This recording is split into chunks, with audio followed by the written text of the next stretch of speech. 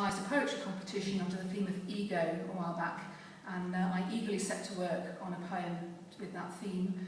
So eagerly, in fact, I didn't notice I missed the entry deadline. By the time I did, the poem was well underway. So here it is. And in ego terms, it sounds more Jung than Freud, but that's how I roll. And this is called Behind the Line. I was your kept woman, a good enough arrangement. You championed my colours on the field.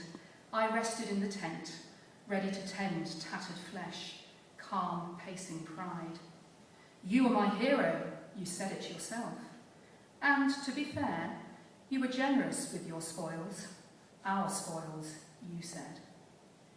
Yet what glowed gold in the firelight turned hollow tin by grey dawn. Crackling petals dropped from faded garlands.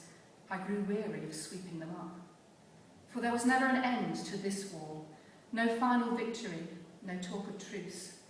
And when your eyes faced mine, I saw only my image, your deeper gaze aflame with fantasies of the next campaign. I kept my counsel, chose my time to push past you on the front line. Your armour's cold shoulder made me shudder, but my skin warmed in the sun. My linen dress billowed in the breeze across no man's land. Grass oozed green under my naked feet. I looked back at you, tiny creature, stone still with rage, your sword slipping your grip. All you knew was fighting. Claimed you were my servant. Let me believe you were my master. I pressed on, finding my footing across the bright field. Our foe disarmed by my unshielded smile. No war shrieks, no clang of metal. The warm hands of a shy stranger welcomed me into a waiting tent.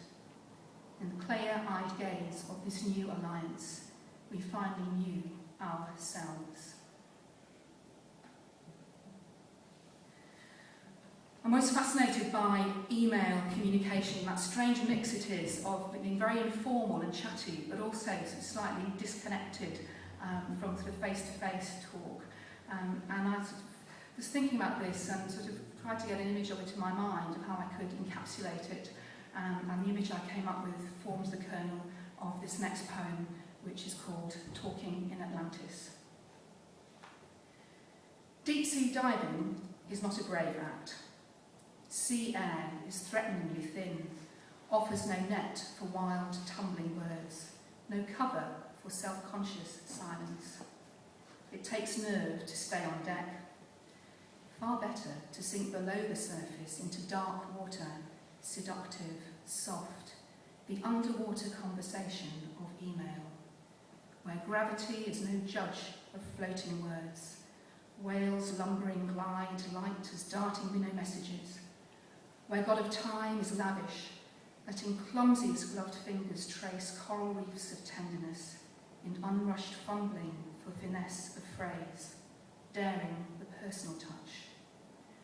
Kingdom of illusions, where flotillas of budding bubbles may explode into blooms if I adore you, or a livid froth of put-downs. Silence reigns, save clicking of keys. Helmet insulates a headful of screams and dreams. No interruption till diver tugs line, presses send, torpedoes towards sharp air, and, dry clothed, imagines an inbox washing up on the tide swell, enticing the curious to open.